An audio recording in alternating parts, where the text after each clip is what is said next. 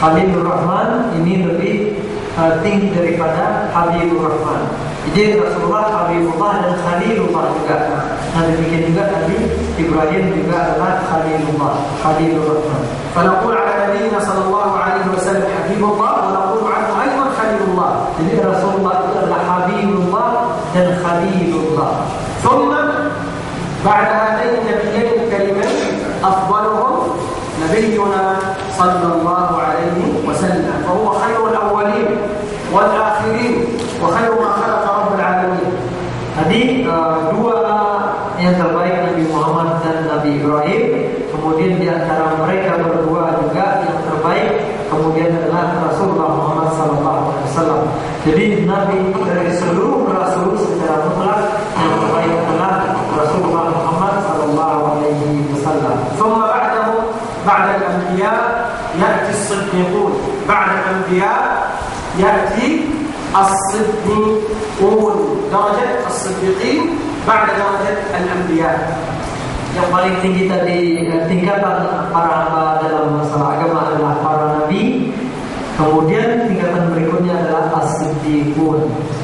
وأفضل الصديقين هو الصديق الأكبر أبو بكر رضي الله عنه. Dan siddiq, orang-orang jujur yang benar yang terbaik adalah Abu Bakar As-Siddiq. إذا أفضل مخلوق بعد الأنبياء هو سيدنا أبو بكر الصديق رضي الله عنه وأرضاه. لذلك نقول الصديق الأكبر. الصديق الأكبر أبو بكر الصديق رضي الله عنه وأرضاه. Jadi hamba yang terbaik setelah para nabi adalah Abu Bakar As-Siddiq.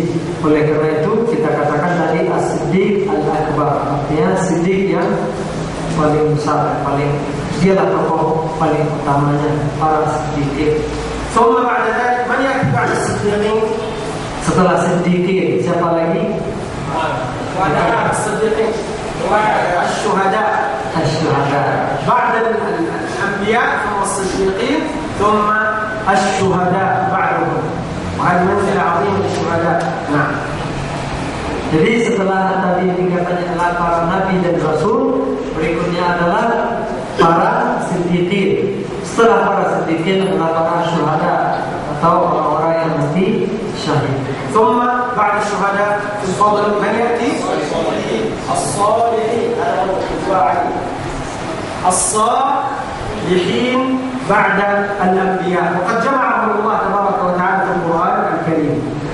Jadi setelah syuhada adalah as-salihin, orang-orang yang saleh, dan mereka semua telah disebutkan oleh Allah dalam Al-Quran. Qala jalla wa ala faulaika ma'al ladzina an'ama Allahu 'alaihim minan nabiyyin was-siddiqin wash-shuhada'i was-salihin wa hasuna ulaika rafiqa.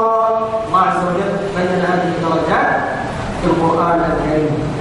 Nah, Allah Subhanahu wa taala dalam ayat tadi menceritakan bahwa mereka itulah yang akan berada bersama orang-orang yang telah diberi nikmat oleh Allah, yaitu para nabi, kemudian para siddiqin, para syuhada dan orang-orang saleh atau para salihin.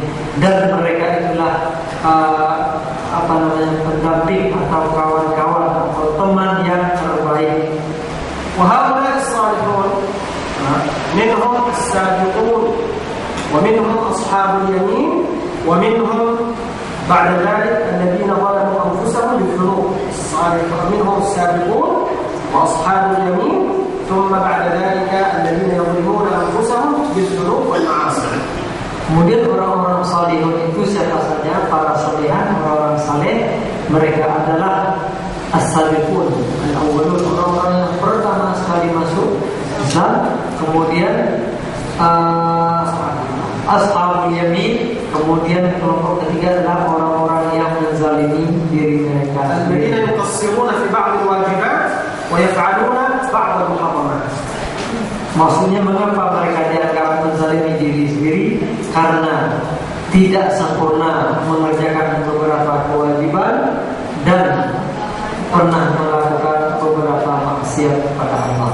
وهؤلاء الذين هم أقل درجة الظالمين أنفسهم هم مسلمين وهم أفضل من الكفار في الدين والدنيا. Mereka yang menzalimi diri sendiri, yang paling rendah di derajatnya, muslim tetapi kewajiban tidak tuntas dikerjakan, juga sempat melakukan perbuatan-perbuatan dosa tetapi tidak keluar dari daerah Islam. Mereka ini lebih baik daripada orang-orang kafir, baik di dunia maupun di akhiratnya. ولذلك لا ينبغي لنا أن نفضل كافرا على مسلم أبدا في أي أمر في الدين والدنيا. المؤمن والمسلم حتى لو كان عاصيا وإيمانه ضعيف فهو عند الله تبارك وتعالى أفضل من الكافر المشرك. Oleh karena itu tidak boleh sekalipun kita melebihkan, mendahulukan orang kafir daripada orang mukmin, orang muslim, meskipun mereka itu melakukan perbuatan-perbuatan dosa. Tak boleh kita rendahkan mereka daripada orang-orang kafir, baik di dunia maupun di akhirat. يعني مسلم ضعيف فقير مسكين حتى إن كان يعمل يكنس الشوارع ويحمل الزبالة هو عند الله أفضل من بروفيسور كافر. Karena mereka lebih mulia di sisi Allah. Oleh karena itu, seorang muslim, mukmin, miskin, fakir, pekerjaannya pun barangkali hina di pandangan manusia, misalnya hanya sebagai tukang sapu, tetapi di hadapan Allah, di sisi Allah, dia lebih baik daripada seorang profesor sekalipun jika dia kafir. لأن هذا المسلم الضعيف الفقير بعد ذلك سيتوضأ ويتوجه إلى المسجد ويعبد الله جل وعلا. Karena orang muslim yang di pandangan manusia ini hina, dia akan berwudu, akan bersuci, kemudian beribadah menghadap Sang Pencipta alam. وأما المشرك فإنه بعد ذلك إما سيقف أمام بوذا أو يدخل الكنيسة ويعبد عيسى أو يعبد بقرة أو يعبد غيرها من المخلوقات. Adapun orang musyrik atau orang-orang kafir tadi, mereka akan menyembah berhala-berhala, menyembah makhluk-makhluk, menyembah bukan sesuatu yang patut disembah. ولذلك ربنا نبهنا وقال في سورة البقرة ولعبد مؤمن خير من مشرك ولو أعجبكم حتى لو أعجبنا المشرك فإن المؤمن خير منه. Oleh karena itu dalam surah Al-Baqarah Allah juga mengingatkan bahwa sesungguhnya seorang budak yang beriman, budak statusnya budak, bukan orang merdeka, tapi dia muslim beriman, ini lebih baik daripada seorang kafir, meskipun orang kafir tadi secara lahiriah membuat kita kagum. وكذلك المرأة المسلمة مهما كانت عاصية مهما كانت بعيدة عن التمسك بالإسلام 100% فإنها أفضل من المشركة والكافرة.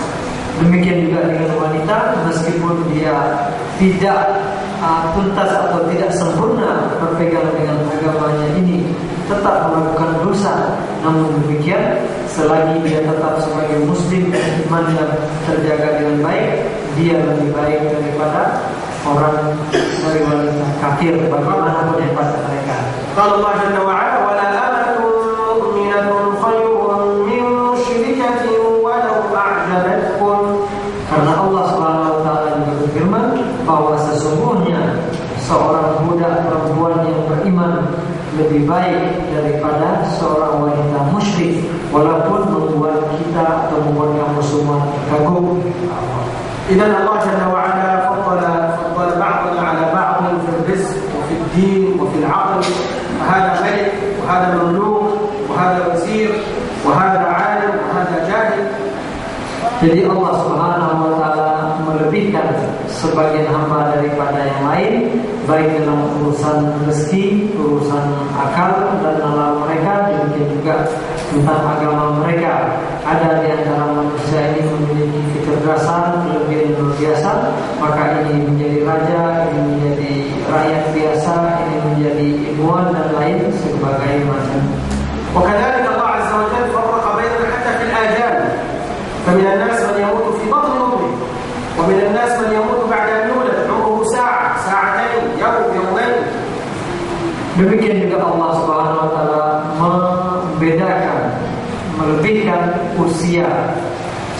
makhluk daripada yang lain. Ada di antara manusia ini belum lahir sudah meninggal, enggak sempat lahir. Ada yang hanya sempat menikmati dunia ini 1 jam 2 jam saja. ومن الناس من يعيش عمرا طويلا 100 120 130 سنة. Sementara itu tidak sedikit juga orang yang menikmati umur yang sangat panjang sampai 100 tahun, 110 atau 120 tahun dan segala macamnya. الصحابي الجليل أنس بن مالك خادم رسول الله صلى الله عليه وسلم. Sahabat Rasulullah SAW, Anas bin Malik, pembantu yang beliau bersama Rasulullah sejak kecil membantu Rasulullah. الرسول عليه الصلاة والسلام دعا له بالبركة في ماله وفي ولده. Rasulullah berdoa untuk beliau semoga diberkahi Allah anak dan hartanya. فعاش عمرا طويلا حتى بلغ عمره 120 سنة. Beliau usianya panjang sekali, dikatakan sampai 120 tahun. ودفن من أبنائه أكثر من 100. Artinya dikubur anaknya ketika beliau masih meninggal itu 100 orang anaknya meninggal sementara beliau masih hidup. وقد رزقه الله رزقا واسعا. Beliau memiliki kekayaan yang banyak. خرج يوما من الأيام مع التابعين لكي يروا هلال رمضان. Pada satu malam beliau keluar untuk melihat hilal bersama sejumlah tabi'in. فخرجوا ينظرون فكان يقول أنس بن مالك ها هو الهلال انظروا إلى الهلال. Kemudian ketika mereka semua memperhatikan hilal, tiba-tiba Anas bin Malik melihat, coba itu dia hilal, ini dia hilal. فينظرون لا يرون الهلال. Sementara yang lain yang masih muda-muda, ini sudah kakek 100 tahun lebih, masih bisa melihat hilal, yang muda-muda ternyata nggak nampak sama mereka. فنظروا إليه فإذا هو شعر أبيض نزل على عينه فكان يقوله هلالا. شعر أبيض نزل على عينه. Kemudian para tabi'in tadi memperhatikan Anas bin Malik, ternyata ada satu ubat beliau menjuntai ke mata. Nah, ubat jadi ada ubat beliau menjuntai seperti hilal, inilah yang beliau sangka hilal. فجاء رجل من التابعين وأزاله ثم قال هل ترى الهلال؟ قال لا Nah, kemudian salah seorang tabi'in pun menyingkirkan uban tadi dari muka beliau. Kemudian tanya, sekarang masih terlihat hilalnya atau belum? Tidak. إذن هذا العمر هو أيضا رزق ونعمة من الله تبارك وتعالى. ولكن خير الناس من طال عمره وحسن عمله. Jadi umur itu pun merupakan rezeki yang diberikan oleh Allah. Allah memberikan untuk hamba-hamba yang dikehendakinya. Dan tentunya usia yang terbaik adalah usia yang panjang, dan sepanjang usia itu banyak pula amal saleh yang bisa dikerjakan. وهذا كله بحكمة الله وبإرادة الله تبارك وتعالى. Ini semua tidak lepas dari hikmah, dari kebijaksanaan yang dimiliki oleh Allah Subhanahu wa taala dan dari keinginan Allah yang tidak ada yang mutlak. وهنا نسأل سؤال نقول هل الخضر عليه السلام لا زال حيا موجودا إلى الآن؟ Pertanyaannya, apakah Nabi Khidir masih hidup sampai sekarang? tidak. من يقول موجود؟ hidup. موجود. Iya. لا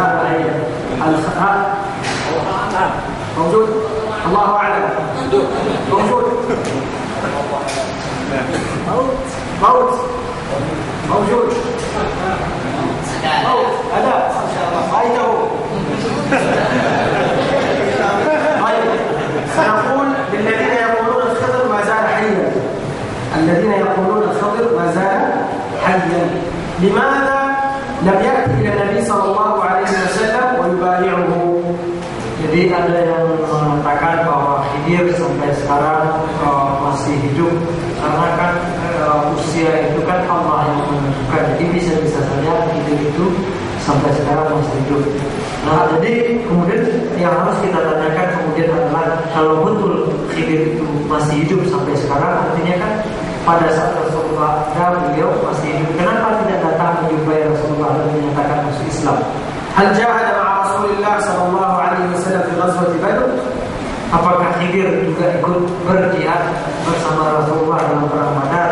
Al-malaika nazalu wa jahadu ma'a Rasulillah sallallahu alaihi wasallam. Para malaikat saja turun membantu Rasulullah dalam perang Badar. Idzan aina kana Khidr? Jadi kemana perginya Khidir kalau dia betul hidup pada saat itu? Walam yarid haditsan sahihan 'an Nabi sallallahu alaihi wasallam yubayyin anna Khidr jaa'a. Tidak ada dalil satupun dari Rasulullah yang sahih yang menyatakan bahwa Khidir hidup kemudian datang menjumpai beliau. Idzan Khidr alaihi salam mata kama mata ghayruhu min bani Adam. Jadi kesimpulannya Nabi Khidir meninggal sebagaimana anak cucu Adam yang lain meninggal. Man alladhi kutiba lahu al-khulud fil ardh? Siapakah yang telah ditulis adalah kekal di dunia ini?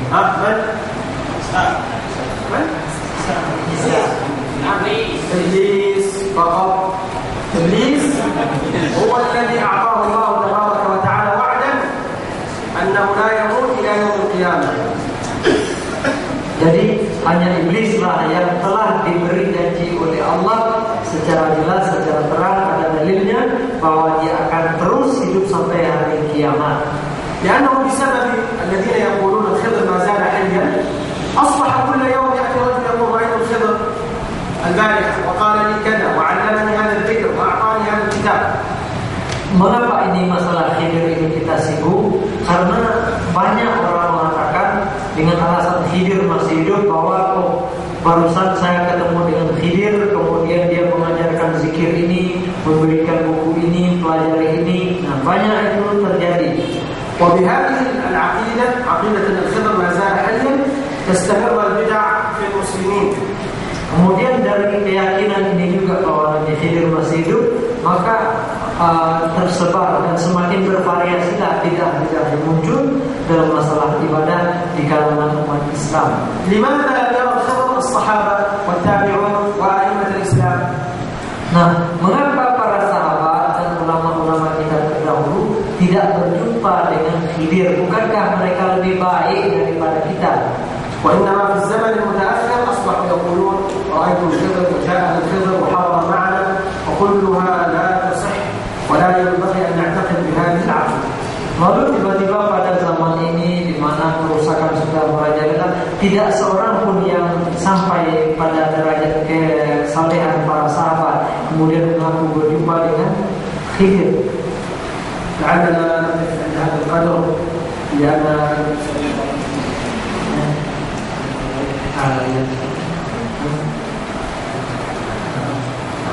نتوقف هنا إن شاء الله عند هذا القدر ونسأل الله أن يرزقنا وإياكم علما نافعا وعملا صالحا. Kita cukupkan sampai di sini. Semoga Allah Subhanahu wa taala memberkahi kita dengan ilmu yang bermanfaat serta amal saleh yang berguna bagi kita dan lingkungan kita semua.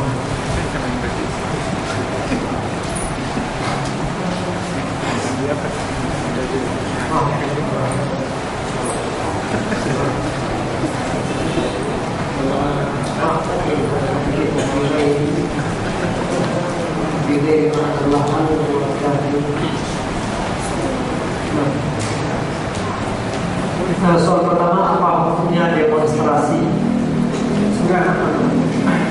الحكم بغير ما أنزل الله تبارك وتعالى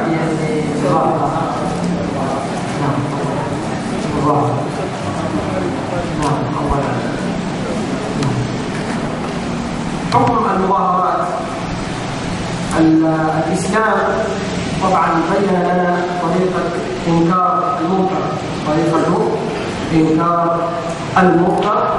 فالمسلم إذا رأى منكرا ينكره بيده أو ينكره بلسانه أو ينكره بقلبه، وهذا أضعف الإيمان.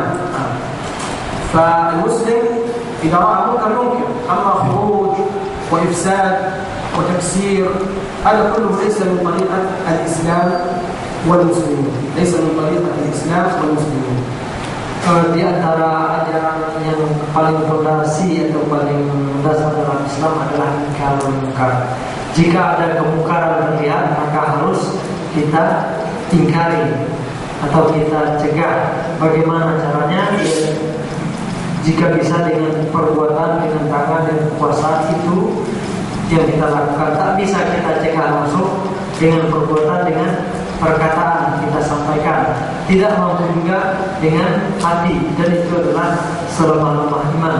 Setiap ada kemungkaran harus kita ingkari, namun tidak boleh menyebabkan kerusakan, tidak menyebabkan kecemasan dan ketakutan serta ancaman bagi khalayak ramai. Cara-cara seperti ini bukanlah cara yang dibenarkan dalam Islam. ولكن المظاهرات لا تعتبر خروجا على الحاكم، لأن من الناس من يقول أن المظاهرات خروج على الحاكم ويعتبر هؤلاء خوارج، وهذا ليس صحيح. Akan tetapi patut diingat bahwa muzaharah atau demonstrasi itu tidak otomatis atau tidak identik dengan memberontak. Jadi orang yang demo itu tidak bisa dikatakan khawarij, karena khawarij itu kan memang memberontak, melakukan perlawanan kepada pemerintah. Jadi tidak identik. الخوارج هم الذين يخرجون على الحاكم وقتالهم بالسلاح، هؤلاء نسميهم خوارج. أما هؤلاء إذا خرجوا للمظاهرات فهؤلاء لا يسمون خوارج، لا يسمون خوارج. Karena orang khawarij itu mereka yang menyatakan tidak taat lagi kepada pemerintah, melakukan perlawanan bersenjata, memberontak.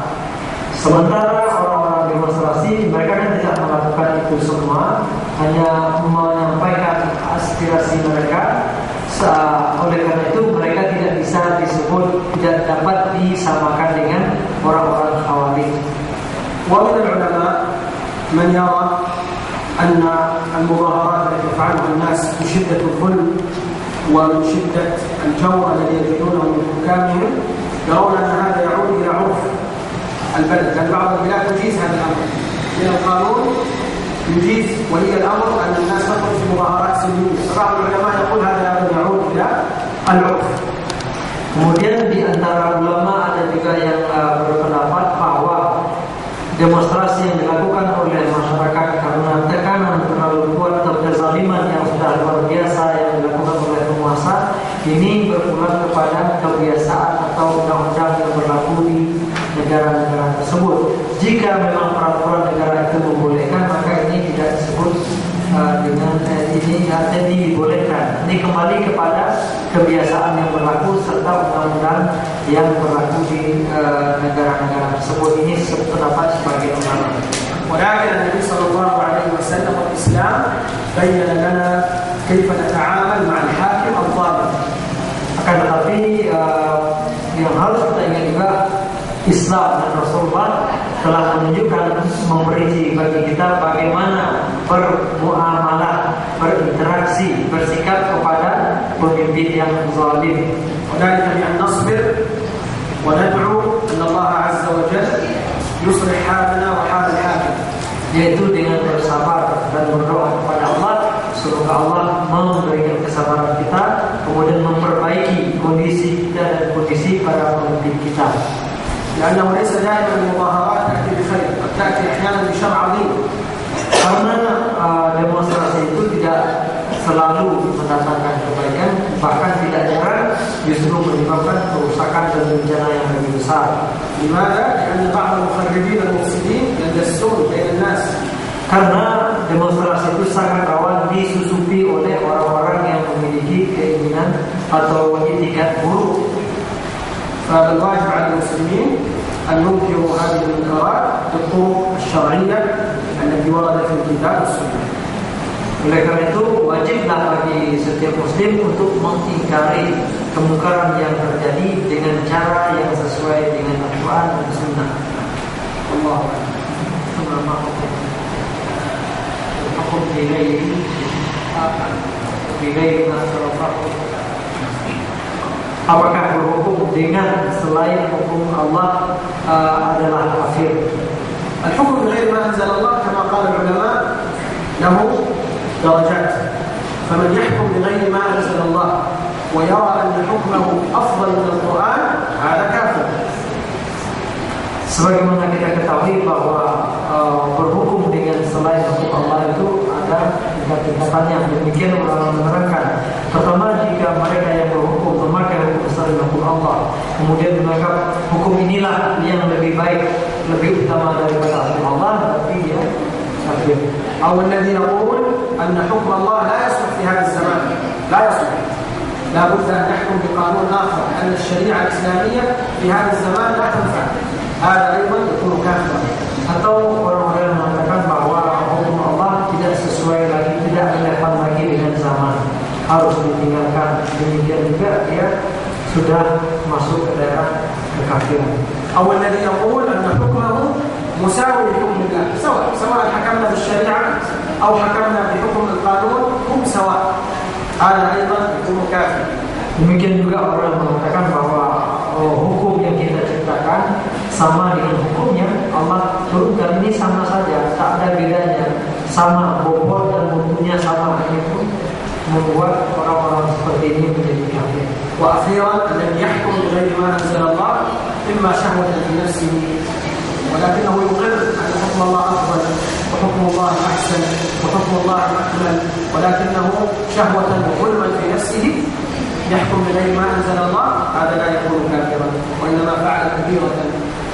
Kemudian ada lagi yang memakai hukum selain hukum Allah ini, mengapa dia mengakui sebenarnya hukum Islam itu yang terbaik, hukum yang diteruskan oleh Allah itulah yang benar sesungguhnya, tapi karena mengikuti hawa nafsu atau karena hal-hal lain, artinya dia membenarkan dalam hati bahwa hukum Allah yang benar, tapi karena dorongan hawa nafsu atau pengaruh lainnya, kemudian mereka tinggalkan. Ini bukan tidak termasuk ke dalam kekafiran, tetapi adalah dosa besar.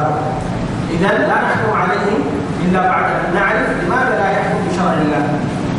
Oleh karena itu kita tidak bisa menjatuhkan vonis kepada seseorang kecuali setelah kita dapatkan alasan yang pasti, penjelasan yang jelas dari yang bersangkutan, apa alasannya meninggalkan hukum Allah. بعد ذلك عندما نعرف السبب نحكم عليه بالحكم المناسب. Setelah kita tahu dan paham sebabnya dan ada keterangan-keterangan atau bukti-bukti yang valid tentang hal itu, baru bisa kita tetapkan hukumnya. ونقيم عليه الحجة كذلك. Kemudian tentunya juga setelah kita terangkan kepadanya dalil-dalil atau hujjah, beginilah yang seharusnya. Ya, buktinya sudah jelas, alasan mereka mengapa Anda berhukum seperti ini mereka jelaskan secara gamblang karena hukum Islam tidak relevan lagi. Kemudian harus pula kita jelaskan hujahnya, pendapat Anda salah karena begini dalilnya. Sudah mereka akui dari kita sedemikian rupa segala macam, dia tetap tidak peduli. Nah, itu baru jalan ceritanya. Wallahu a'lam. Wallahu a'lam. Selanjutnya ahli wali fihi musik. الحضور في Apakah kita boleh memenuhi undangan nikah sedangkan di sana ada musik keyboard? Mohon dijelaskan. لا شك أن هذه الموسيقى التي تكون في هذه الوليمة معصية، والإنسان لا يحضر ويجلس ويحضر في هذه المعصية، ولكن اذهب قبل هذه الموسيقى في الوقت الذي لا تكون الموسيقى، ادخل سلم عليهم ثم انطلق واخرج ولا تشارك معهم في هذا الفعل. Jadi tidak dipungkiri